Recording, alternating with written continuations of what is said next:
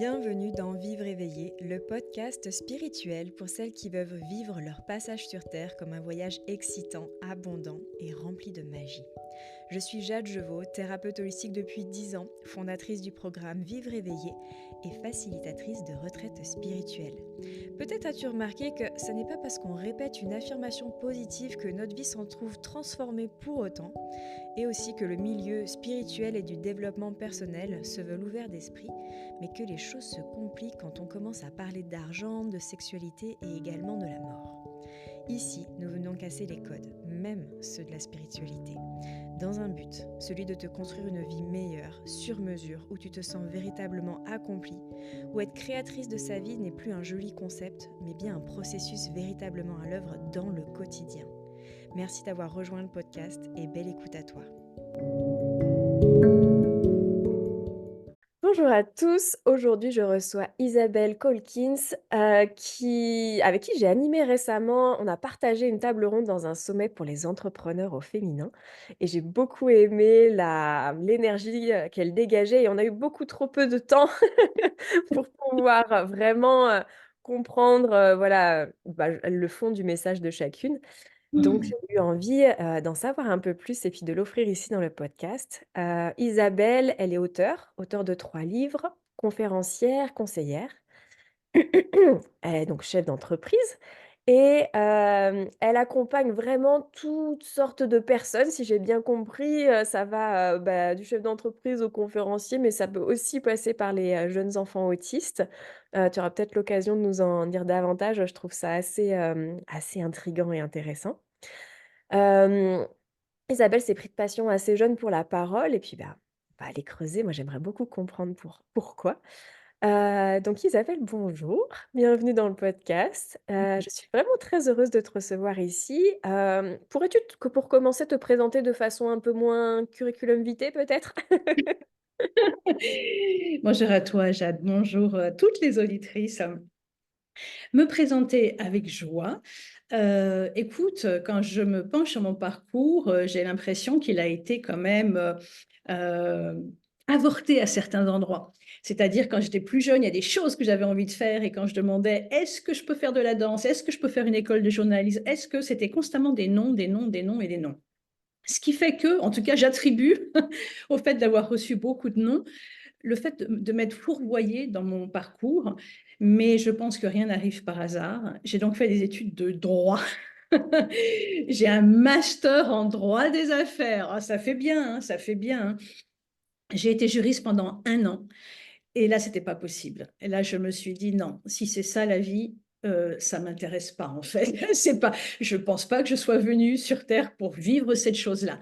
Parce que j'étais quand même juriste dans un open space, pour une assurance. Enfin bon, vraiment, j'habitais je travaillais plutôt dans une tour à La Défense. Je dis: «Ah non, non, non, 45 minutes de RER pour y aller, non, c'était pas possible». Je me suis dit: «Non». Donc j'ai tout arrêté, j'ai démissionné à une époque où il y avait pas de rupture conventionnelle. J'ai démissionné et là, ça a été ma chance, en fait, mon courage et ma chance de tout reprendre à zéro. Vraiment. Je savais que ce qui était important pour moi, c'était me mettre au service et être en lien avec les gens. Et j'avais besoin de communication, de communiquer avec les gens. Et donc, j'ai été attachée de presse, j'ai été chargée de communication, j'étais responsable de communication. Et de fil en aiguille, je cherchais à comprendre, mais pourquoi les gens viennent à moi et qu'est-ce que j'aime dans ce que je fais avec les gens, en fait. Et c'est comme ça, en fait, hein, vraiment petitement, c'est comme ça que j'ai créé mon métier à une époque où il n'existait pas. Parce que ça fait 17 ans que je travaille dans cette sphère, hein, et donc j'ai créé ce métier de coach en prise de parole en public à une époque où seuls les comédiens le faisaient, véritablement. Et à cette époque-là, les gens ne travaillaient pas sur leurs paroles. Tu l'avais ou tu l'avais pas, en fait. Et en fait, ma clientèle, c'était des écrivains, c'était des journalistes et c'était des professeurs. Mais au-delà de cette population-là, les gens ne s'interrogeaient pas sur la parole. Il n'y avait pas cette conscience qu'on pose aujourd'hui sur la parole. Donc ça a été long, long, long et en même temps, j'ai fait mes armes. parce que je suis complètement autodidacte. J'ai commencé à travailler en fait avec les gamins de l'école de mes enfants, puis ça a été les profs qui m'ont demandé, puis le personnel administratif, puis les chefs d'entreprise de la région, puis la chambre de commerce, et ça a fait boule de neige. Et j'adorais ça, d'aider à réveiller, à réinsuffler le pouvoir de cette parole chez les uns et chez les autres. Donc ça fait 17 ans maintenant que je travaille sur la parole. Au début, je travaillais sur la parole d'une façon plus extérieure. J'étais vraiment coach en prise de parole en public. Et au fur et à mesure du chemin, ben, tu affines tes armes, tu affines ton approche, tu affines ton écoute. Et aujourd'hui, j'ai quand même une singularité, c'est de travailler sur la parole en écoutant l'histoire personnelle des uns et des autres. Je passe tout le temps par l'histoire personnelle. On me demande des méthodes, des techniques, des trucs et astuces. Je peux en donner, mais toutes les difficultés qu'on peut avoir sur la parole, pour moi, on les a rencontrées dans l'enfance, quand on était gamin, parce qu'on était une éponge à cette époque-là, et qu'on a pris pour parole d'évangile les injonctions, les comportements des uns et des autres, et on s'est calqué par rapport à l'environnement dans lequel on a évolué. On n'avait pas le choix, en fait. Il fallait répondre, nous adapter à cet environnement. Et après, il y a le système éducatif qui en rajoute une couche où là, la parole, elle est très verticale, même si ça évolue, hein, mais elle est encore très verticale et très apprenante. Et donc, j'interroge tout le temps sur l'histoire personnelle pour mettre en lumière les injonctions qui ont été intériorisées ou les récits qu'on se fait sur notre histoire personnelle qui souvent sont erronés ou faussés et à partir desquels on se raconte qu'on est capable ou pas capable. Donc l'idée, c'est vraiment de désamorcer tous ces pièges, tous ces pièges pour se redresser et comprendre qu'en fait, on a toutes les capacités du monde et toute la légitimité du monde à prendre notre place à travers la parole. Bon, j'ai Mmh. été un peu longue, ça va? C'est compréhensible? Ah, c'est très clair, c'est passionnant. Et Magnifique. c'est beau de voir justement bah, comme la vie te pousse un petit peu, finalement, il y a les rails qui se qui sont de plus en plus fins et puis, bah, toi qui as cette ouverture aussi, cette intelligence de suivre.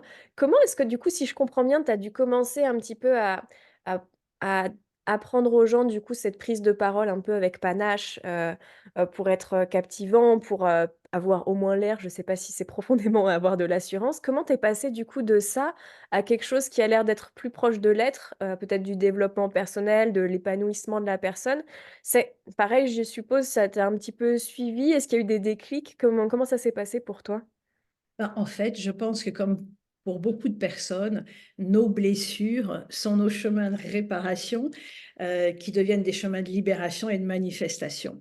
Donc, quand j'étais gamine, il y avait plusieurs choses. La première chose, c'est que j'avais du mal à comprendre pourquoi, quand j'étais avec certaines personnes ou dans certains lieux, là, la parole, elle était volubile, on ne m'arrêtait plus. Mais par contre, quand je rentrais dans une salle de classe, alors là, il y avait plus personne. Quand j'étais enfermée dans une pièce, j'y arrivais pas. En plus, quand il y avait tout un groupe qui se taisait comme ça et qui avait une parole, qui avait toute l'autorité, ben, je perdais tous mes moyens. Donc, déjà en moi, j'avais ce questionnement, mais pourquoi à certains endroits ça le fait complètement et à d'autres non? Je suis la même personne. Qu'est-ce qui se passe en fait, véritablement? Donc, ça a été pour moi un vrai questionnement et un chemin de réparation. Et puis, quand j'étais gamine, moi j'avais un père qui était journaliste et on recevait beaucoup, beaucoup de monde à la maison. Et je voyais bien combien la parole jouait un rôle d'influence. Ben oui, il y avait des gens qui voulaient prendre la parole et puis on les écoutait, mais finalement ça faisait pas mouche.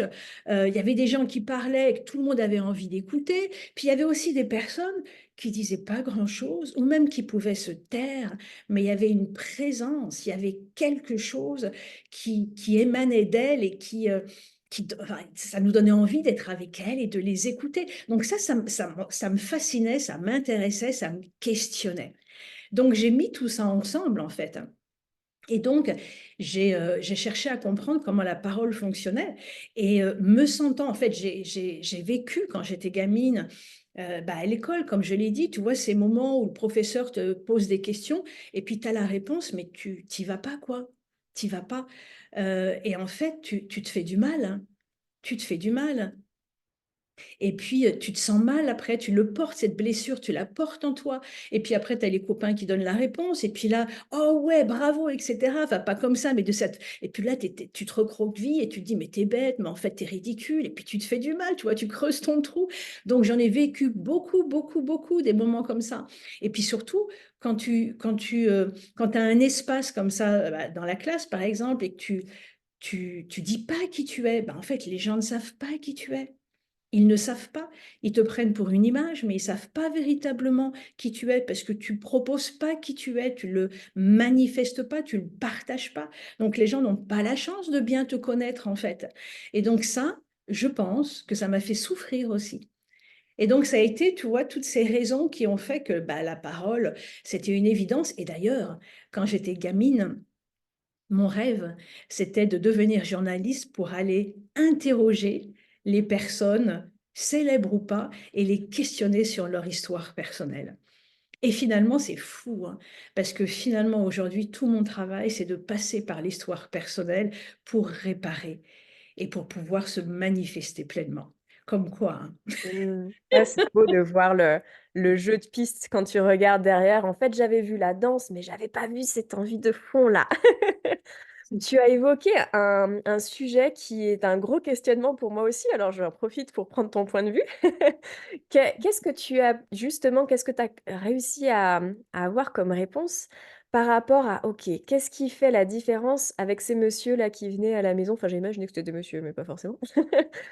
Entre, celui qui parle beaucoup, mais comment dire? C'est un peu creux, en tout cas, il y a comme pas la flamme, celui qui parle et que tout le monde est captivé et celui qui dit encore moins, mais qu'on a juste envie d'être à côté. Quelle a été du coup, est-ce que tu as trouvé une réponse? J'imagine qu'elle est peut-être pas si simple que ça et si synthétique, mais qu'est-ce qui fait la différence entre ces 3 personnes du coup?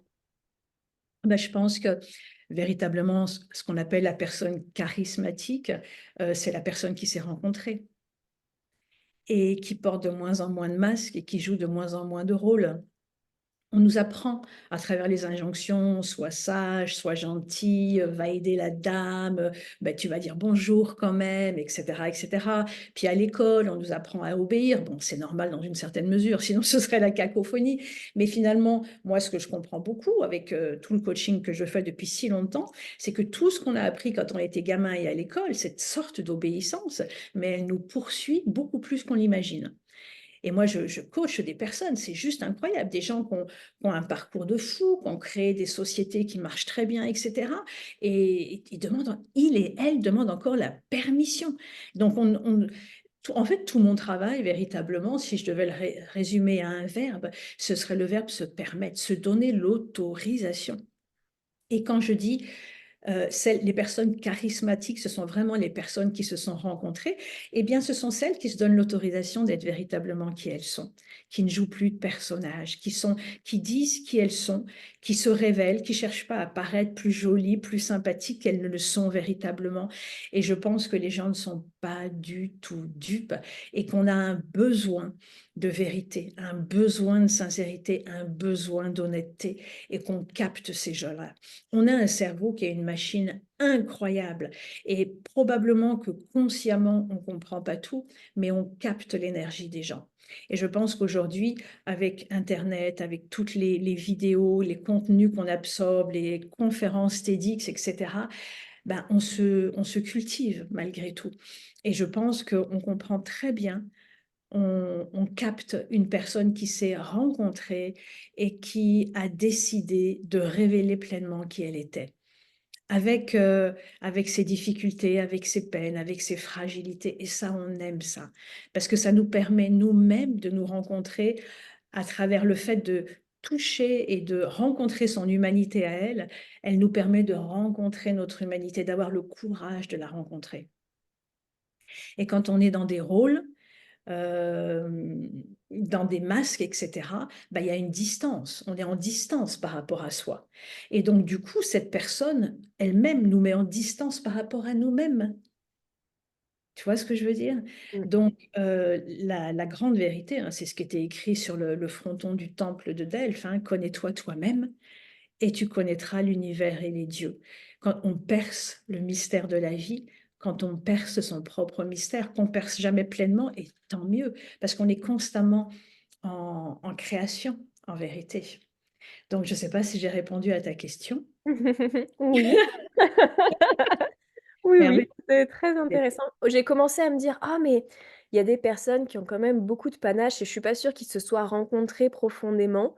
Mais quand tu as continué, je me suis dit: «Ah mais en fait, c'est vrai qu'en tout cas, ils s'autorisent». Et du coup, ça montre tu viens c'est fin, mais c'est beau aussi, tu viens vraiment répondre à cette petite fille qui peut pas parler dans la classe. Parce qu'il y a vraiment cette autorisation avec la parole et je me dis: «Ah, c'est beau de voir tout ce que pleinement, tu as créé à partir de ça, en fait» et qui est un problème, bah, de société puisqu'on est quasiment tous passés par l'école et c'est ça. c'est enfin, moi, je me régale à voir ce que comment la vie et l'intelligence que tu as eu de suivre ça. Je me dis: «Waouh, mais c'est génial!» Et c'est incroyable parce qu'effectivement, on arrive avec plein de pièces de puzzle qu'on comprend pas, hein, et il faut des décennies et des décennies, on se dit: «Ah mais là» et ben, quand j'ai compris ma singularité du travail sur la parole, d'écouter l'histoire personnelle et je me suis rappelé «Mais mais en fait, c'est ce que je voulais faire quand j'étais gamine, être journaliste pour écouter l'histoire personnelle». C'est fou, c'est fou. Donc moi, j'ai mis le terme de enfin le voilà, le terme de journaliste parce que je voulais écouter déjà cette histoire. Ce qui m'intéressait, c'est d'écouter la fabrique humaine. Je suis passionnée par la fabrique humaine et par l'intime de l'autre. Et je crois véritablement que justement se rencontrer, après c'est le choix des uns et des autres et c'est vraiment le libre arbitre, mais c'est aussi révéler de son intime. Et plus on révèle de son intime, mais dans la mesure que l'on choisit, hein, plus on crée des relations riches avec les uns et les autres, et plus on vous fait confiance. Parce qu'encore une fois, les autres ne sont pas dupes. Mmh. Oui, c'est beau. Moi, j'ai vraiment un aspect très, spirituel, écoute intuitive, mais je passe mon temps à rappeler à mes clientes à quel point, en fait, le plus le plus con des mecs, que tu croises dans le bus, il te sent aussi et qu'en fait, on est un peu des animaux et ça reste. Même si on a beaucoup maintenant analysé, que le développement personnel a pris autant de place, finalement, ce que tu viens de dire, c'est mais oui, tout le monde sent ça, c'est une évidence. Mais pleinement. Alors le développement personnel, tu sais, il y a les gens, parfois, lisent tellement de bouquins. Mais parfois, ça peut être contre-productif parce que tout reste dans la tête. Ce sont des concepts. Moi, par exemple, il y a une expression que je comprends, hein, mais qui me hérisse le poil, c'est devenir la meilleure version de soi-même. Pareil! Ça vient tellement de la traduction anglais. En anglais, ça fait sens. En français, c'est pas tout à fait ça, en fait. Tu vois, donc on comprend l'idée, mais ça, j'ai le sentiment quand on utilise, tu vois, cette formulation que c'est des concepts plus que quelque chose qu'on a déjà éprouvé dans sa chair, qu'on a déjà compris, en fait. Donc le développement personnel, il est bon parce qu'il ouvre des horizons et en même temps, souvent, c'est du bon sens, en fait. Et on a cette intelligence de se créer comme ça. On a cette intelligence en soi. Et parfois, lire trop nous, nous distancie de cette intelligence et fait qu'on ne se rencontre pas pleinement parce qu'il y a trop de concepts qui nous barrent la route à notre rencontre avec nous-mêmes, en fait, hein. Oui, ça fait vraiment sens et alors tu me dis si, du coup je pars sur un truc qui est peut-être plus énergétique et tout ça, mais moi, je me suis formée en médecine chinoise à la base, c'est mon premier diplôme et on nous dit que, les le centre énergétique de la gorge, j'imagine quand même que tu dois avoir vu quelques trucs dessus vu ton boulot. C'est un passage d'incarnation et du coup quand tu me parles, bah, de toutes ces personnes dont j'ai d'ailleurs fait partie, qui se perdent un peu dans tous ces concepts spirituels ou des développements personnels où en fait on vient se remplir la tête et on n'incarne pas.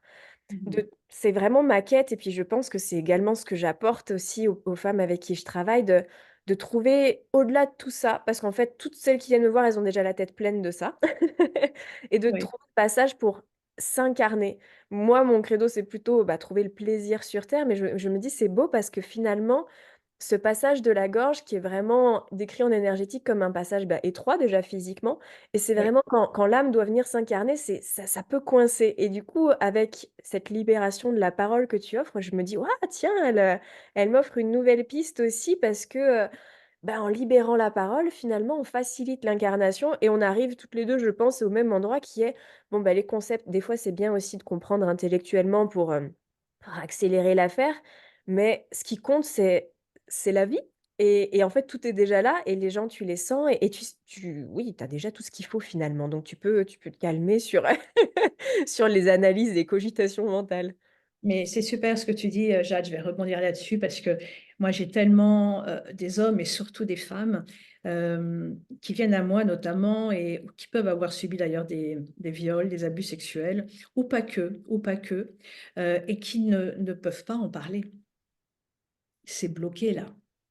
Et parfois, je me souviens avoir eu une femme au téléphone un jour, elle m'appelle et elle me dit, «Je dois donner une conférence, mais je suis incapable» et cetera, et je sentais que la gorge était complètement serrée, quoi.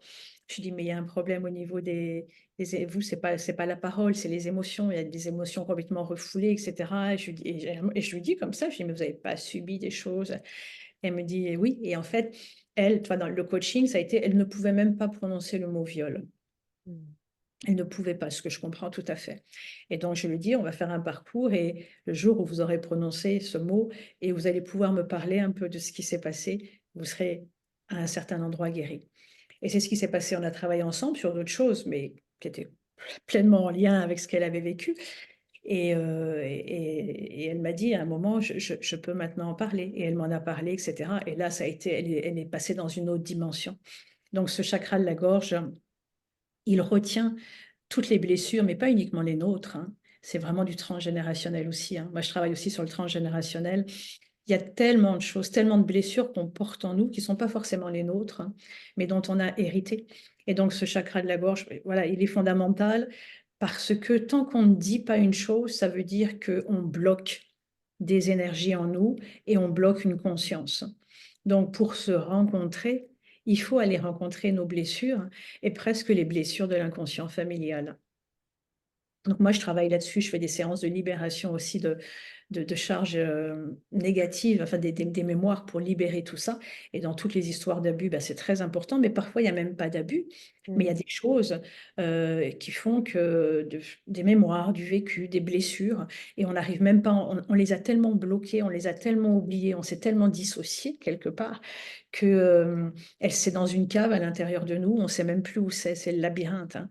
Et donc, mais donc ça veut dire que cet endroit-là de nous est bloqué, est fermé, il est verrouillé, et donc la parole l'est pareillement. Et tant que la parole l'est, c'est nos talents, c'est notre capacité à rentrer en lien avec les autres. Tout se retrouve partout, tout est lié en fait. Donc la parole, c'est ça qui est magique, c'est qu'en travaillant sur la parole, parce qu'elle touche à tout et elle, comment dire? Comment dire? Elle révèle notre être pleinement, et donc si elle n'arrive pas à se dire, elle révèle toutes les blessures et cetera, et donc en travaillant sur la parole, on va pouvoir travailler sur la libération des blessures et leur réparation. C'est ça qui est magnifique dans la parole, en fait. Elle a pas de fin, en vérité. Après, Waouh! c'est le choix des uns et des autres de de choisir jusqu'où ils souhaitent, se réparer, se libérer, se manifester. Il y a des gens avec qui je fais pas ce travail parce qu'ils sont pas en demande là-dessus. Donc moi, j'écoute, je propose, et voilà, bien sûr, c'est jamais imposé. Mais la parole est magique, hein, parce qu'elle est vraiment comme un thermomètre, et comme, tout ce qui est libéré dans la parole, tout ce qui peut être dit, bah, ça veut dire que voilà, la manifestation est en place, en fait.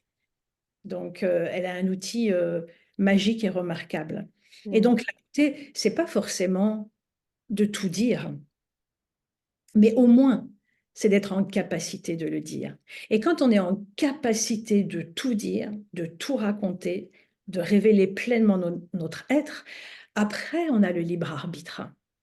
Après on a le choix de dire ou ne pas dire. Et parfois un silence dit beaucoup plus qu'une parole, mais uniquement quand on a travaillé la parole. Quand on n'a pas travaillé la parole, elle est au rabais. Parce qu'il y a des espaces où on ne va pas, parce qu'on est trop fragile, ou c'est trop douloureux. Et donc, de toute façon, il y a plein de choses qu'elle ne pourra pas dire. D'où le besoin de vraiment travailler sur cette parole pour la libérer. Et là, du coup, effectivement, on peut choisir. Mmh. Pour avoir des silences qui font beaucoup de bruit.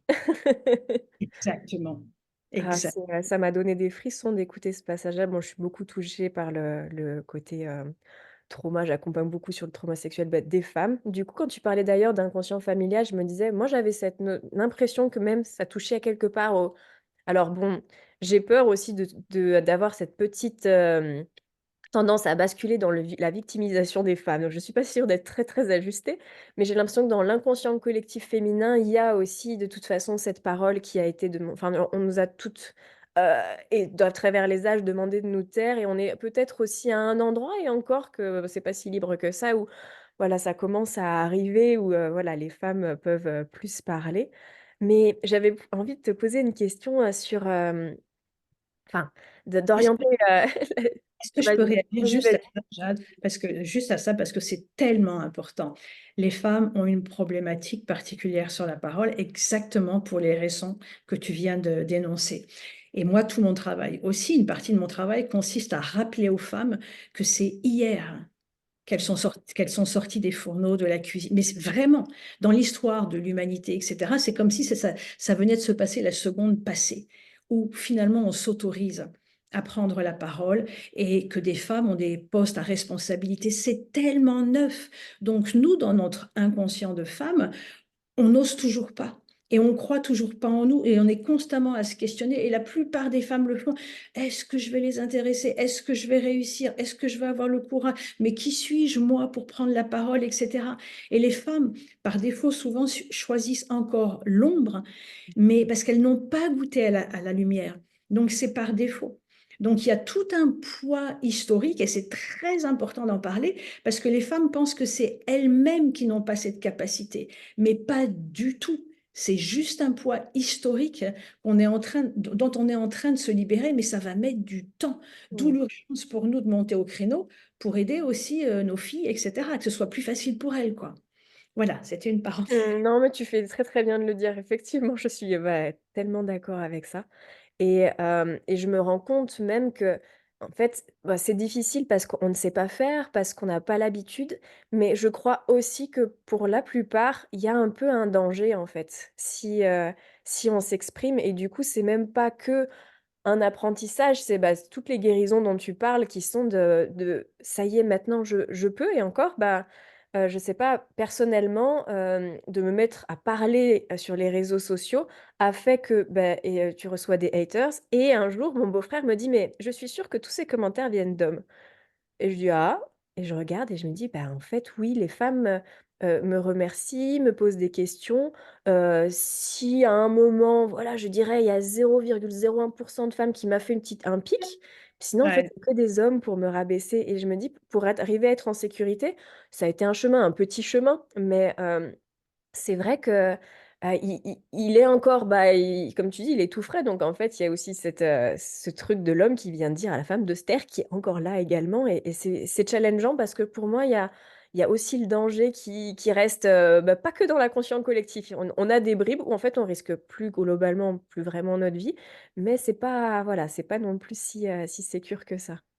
Alors, moi, j'aimerais ajouter quelque chose à ce que tu dis, que je comprends tout à fait. Moi, j'ai quand même vu aussi hein, beaucoup de femmes haters très, très costauds, hein, ça Ah existe OK. aussi. Ah, Et la d'ailleurs, jalousie féminine, elle peut être pas mal, je pense, hein. ah là là là là, oui. Mais je pense que quand on monte en puissance, inévitablement, quand on devient visible, inévitablement, tu sais, c'est un peu la politique du panier de crabe. Hein. Je Quand tu connais es... pas. hein. Raconte-moi. Un panier de crabe, c'est-à-dire que voilà, tu restes dans une certaine population, tu es un peu indéfini, j'exagère. Et quand tu commences à te définir, à te rendre visible, à porter ta parole, etc., tu es en train de sortir du panier de crabe pour devenir toi-même, avoir de l'influence, etc. Ben, ceux qui restent au fond du panier, ils n'ont pas tellement envie de voir le copain et la copine qui partent parce que ça leur rappelle que eux, ils n'ont pas le courage et Mmh. qu'ils ne le font pas. Donc ça, c'est très humain. Tout le monde ne fait pas ça, heureusement. Mais c'est très humain, cette politique du panier de crabe. Et je pense que effectivement, quand on devient visible, c'est relativement inévitable. Et alors, parfois, c'est très méchant, mais dans le principe, ça peut être intéressant. En ce sens, moi, j'appelle ça de la résistance créatrice, hein, que ça t'oblige à te consolider et à te fortifier. Parce que fatalement, plus tu vas être visible, plus tu vas te prendre des coups dans la figure. C'est inévitable, mais ça fait partie du chemin et l'idée, ça va être d'absorber l'obstacle, Mmh. d'apprendre à ne pas le prendre personnellement, que ça fait partie de la vie, qu'il y a des gens qui donnent des coups pour autant. c'est pas pour ça que tu vas t'arrêter. Tu vois ce que je veux dire? Ah oui, Donc, tout c'est ça, très, ces très juste. obstacles font partie de la résistance créatrice et ils nous obligent à nous consolider, à devenir plus forts. Et donc, en ça, il y a aussi de l'intérêt en termes de principe de résistance. Je ne parle pas de ce que les gens peuvent dire, ça c'est encore un autre sujet, ça c'est un problème d'éducation, etc., d'être caché derrière les réseaux. Mais malgré tout, il y a quelque chose à apprendre. Récemment, moi j'ai eu une aventure, tu connais Hugo Clément? Non. C'est un jeune activiste qui est journaliste et qui fait beaucoup pour l'écologie, la défense des animaux, etc. Et j'ai commenté, alors déjà, il s'est fait, mais insulté parce que simplement il est végétarien, mais là il défendait un éleveur, il a fait une cagnotte pour un éleveur parce il était en ruine ce pauvre éleveur. Et donc il s'est fait mais insulter, t'es végétarien, t'es d'un éleveur, tu comprends rien, t'es incohérent, enfin, etc. Et moi j'ai commenté un truc, mais je me suis reçu des choses. Donc c'est la vie d'aujourd'hui avec les réseaux sociaux, les gens ils utilisent l'anonymat et ils y vont à fond, ils jettent toute leur frustration. Donc, et puis il y a des gens fous, hein, autoritaires, sectaires, etc. Donc ça fait partie de cette société aujourd'hui et il faut comprendre que voilà d'où ça vient et il faut savoir ne pas s'arrêter en fait. Mm. Tu vois? Donc il faut développer des muscles chemin faisant aussi, tout en gardant notre sensibilité, notre fragilité. C'est un chemin. Mais tu Mm. vois ce que je veux dire? Le principe de la résistance créatrice, je pense qu'elle a aussi du bon et que c'est inévitable dans le chemin de l'évolution et de grandir et de devenir visible. C'est inévitable. Mm.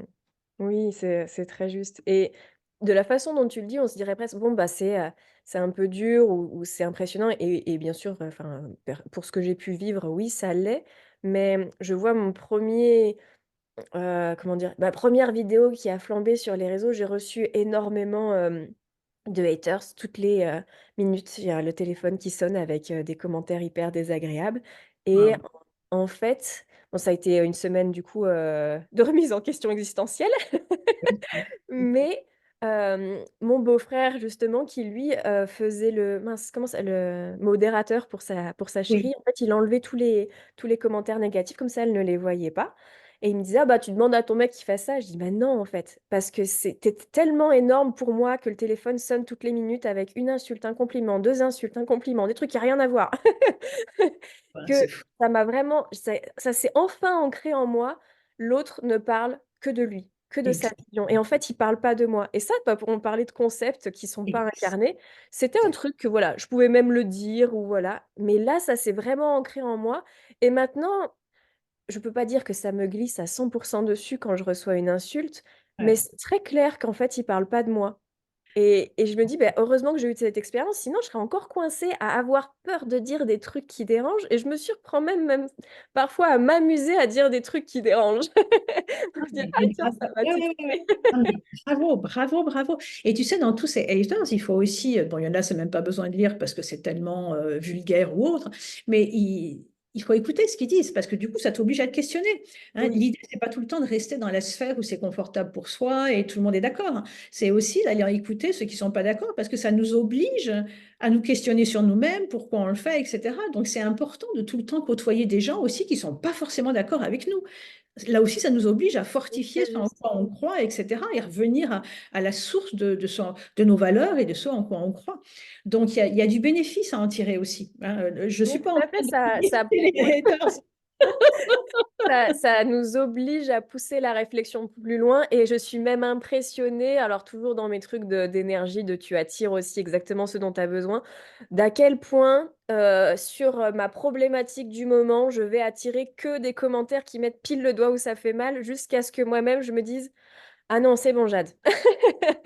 Ah bon, bah là, si vraiment on n'avait pas autant poussé le bouchon, j'aurais pu rester encore dans ma petite tambouille. Là, des fois par esprit de contrariété, des fois ça va me nuancer, mais effectivement, alors moi j'ai toujours le truc de quand les gens disent: «Ah merci pour le truc de merde qu'ils viennent de se recevoir», je me dis: «Ouais, mais attends, est-ce que c'est sincère ou pas?» mais il y a des endroits comme là où je me dis: «Je peux quand même leur dire merci».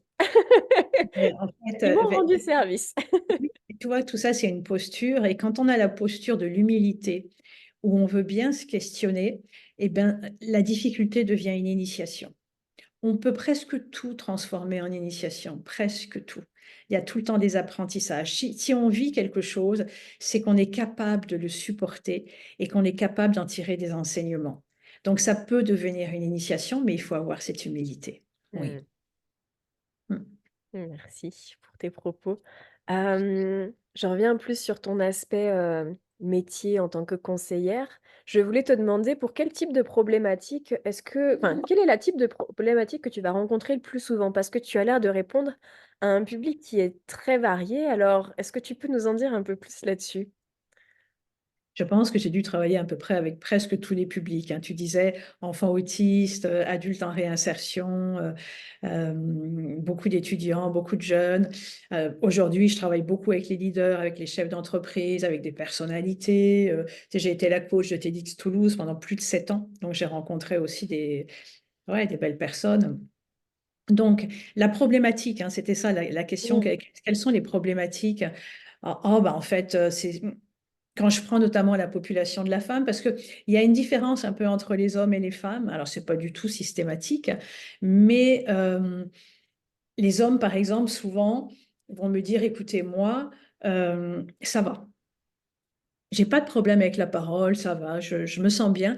Mais par contre, j'obtiens pas l'impact que j'aimerais avoir. Il manque quelque chose. Et souvent, c'est parce qu'ils n'ont pas le lien aux émotions. Voilà, donc j'en parle un peu vite, hein, mais c'est ça, il manque le lien aux émotions. Et pour impacter, bah, il faut être en lien et il faut vivre les émotions. Donc avec les hommes, souvent, pas toujours, hein, mais souvent, ça va être ce travail-là. Avec les femmes, bah, c'est exactement ce qu'on a dit tout à l'heure. Mmh. Légitimité, syndrome de l'imposteur. Qui suis-je, moi, pour prendre la parole? Est-ce que j'ai vraiment quelque chose à raconter? Non, finalement, je suis mieux dans l'ombre. Non, non, non et non. Et à chaque fois, j'en reviens exactement à ce qu'on a évoqué tout à l'heure, le poids historique. Ne pas confondre le poids historique parce qu'on n'a pas eu de rôle modèle, parce qu'on n'a pas été éduqué comme ça, avec ne pas faire l'amalgame entre le poids historique qui nous dessert et nos capacités ou nos talents qui finalement seraient vains. Donc, avec les femmes, c'est vraiment ce travail de légitimité, véritablement. Et c'est vraiment, elles n'osent pas en fait, hein. Elles n'osent pas prendre la parole en réunion, elles ont peur. Et vraiment, ça aussi, c'est vraiment l'éducation, hein. Je ne sais pas si tu es familière avec ce qu'on appelle les messages contraignants ou les drivers. Je ne sais pas si tu connais ça. Non. Euh, En fait, les femmes sont souvent éduquées sous un driver, un message contraignant, une injonction qui est fais plaisir, fais plaisir. Mmh. Fais plaisir, sois gentil, va chercher ça, souris, sois la bonne potiche en fait, hein. C'est vraiment ça. Donc c'est sûr qu'on a du chemin à faire entre le soi plaisir, c'est-à-dire sois jolie, ferme ta bouche, parce que c'est encore ça, hein, dans le modèle éducatif malgré tout, hein. Et puis tout d'un coup prendre sa place, se prendre des coups de temps en temps, dire ce en quoi on pense, lever la main, faire une présentation, bah, il y a du chemin entre les deux. Il y a comme une distorsion sur laquelle il va falloir travailler pour se restaurer dans notre souveraineté et dans nos capacités, en fait. Parce que dans la tête, on pense que on n'arrive pas à prendre le levier de nos capacités, en fait. Et dans notre tête, on se dit que bah non, puisqu'on a reçu tellement d'injonctions. Et puis il y a aussi la quête de perfectionniste, hein. Hein, le perfectionnisme, ça, c'est quelque chose aussi, hein.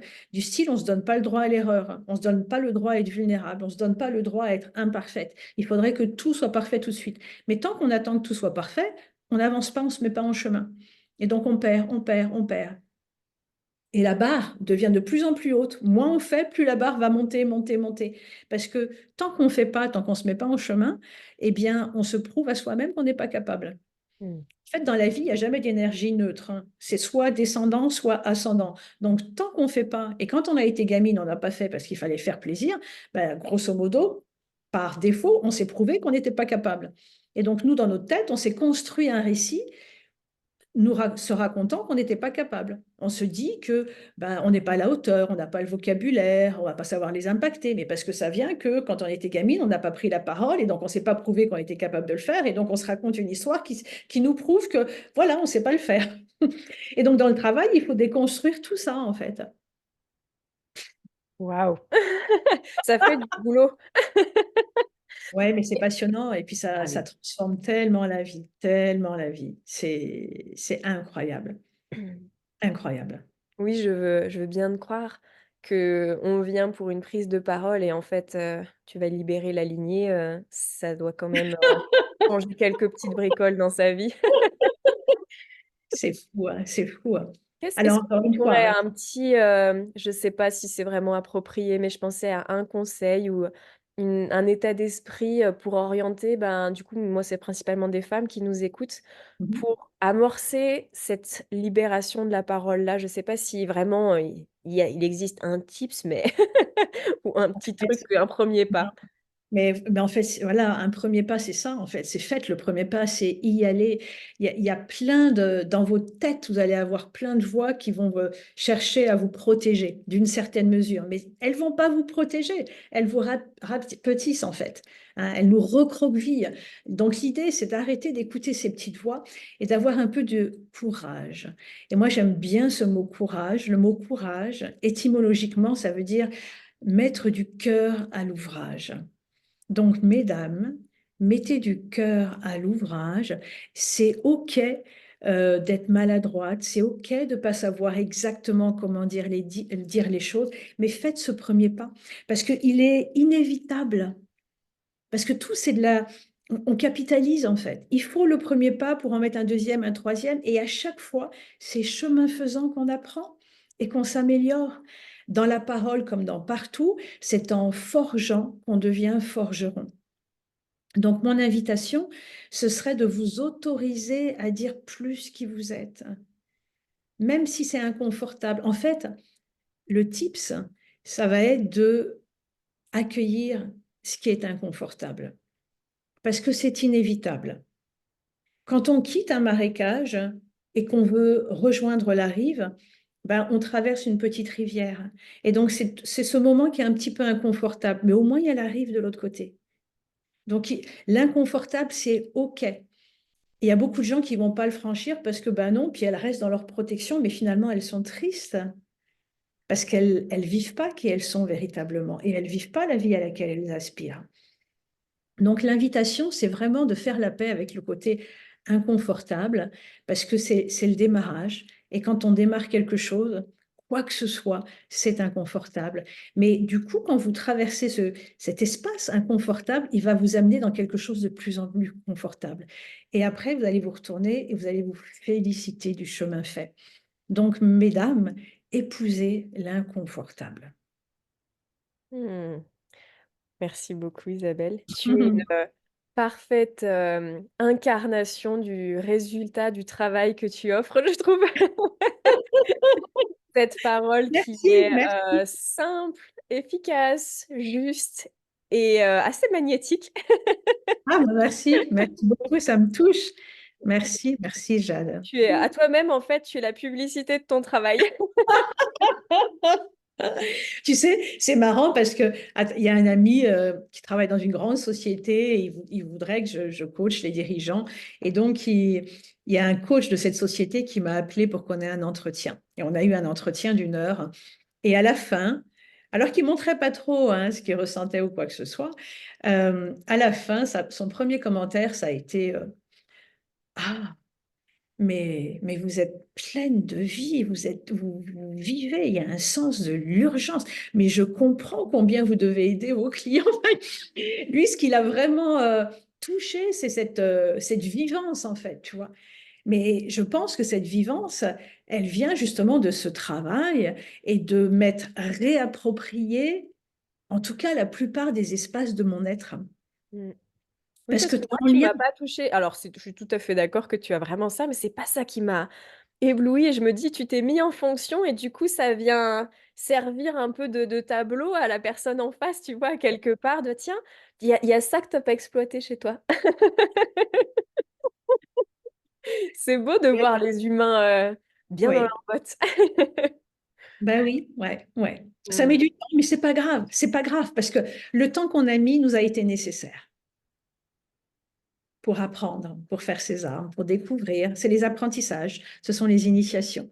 Donc c'est bon, c'est bon, c'est bon, bien sûr. Mm. Et puis on part tous avec, un marécage qui a une taille assez variable et en fait de passer dans la rivière, dans tous les cas, c'est très ça vient agrandir, c'est très joyeux. peu importe si la tienne, c'est une petite rivière ou plus petite que celle du voisin, finalement, je trouve que c'est le passage où tout d'un coup, il y a plus d'espace, il y a plus de joie, il y a plus de possibles. C'est ça qui est hyper agréable. Absolument, absolument. Ouais. Veux-tu ajouter quelque chose, un peu le mot de la fin et nous dire où est-ce qu'on peut te retrouver également? Alors, écoute, le mot de la fin, il y a eu Il y a eu pas beaucoup mal de de mots, beaux je mots de la sais fin. pas, voilà. Moi, je pense vraiment d'encourager les femmes à être qui elles sont. Ce monde a besoin de féminin. Euh, Vraiment, il y a besoin de féminin, il y a une urgence du féminin, hein. C'est vrai que j'aime beaucoup les hommes, mais il y a aussi ce côté guerrier, hein, qui s'empare un peu de la planète en ce moment. Donc il y a vraiment besoin que le féminin soit présent, se manifeste, accède aux responsabilités. Donc mesdames, allez-y, rendez-vous visible. On se prend des coups, mais on apprend, c'est pas grave du tout. C'est pas grave du tout. Donc, et puis c'est joyeux après de pouvoir transmettre une parole, de pouvoir avoir de l'influence, de pouvoir aider et de pouvoir se mettre au service, parce que c'est ça en fait. On est tous là sur Terre pour se mettre au service, que l'âme humaine grandisse, se révèle et soit la plus belle possible en fait. Donc, mesdames, allez-y, on a besoin de vous. Allez-y, je vous y encourage avec cœur.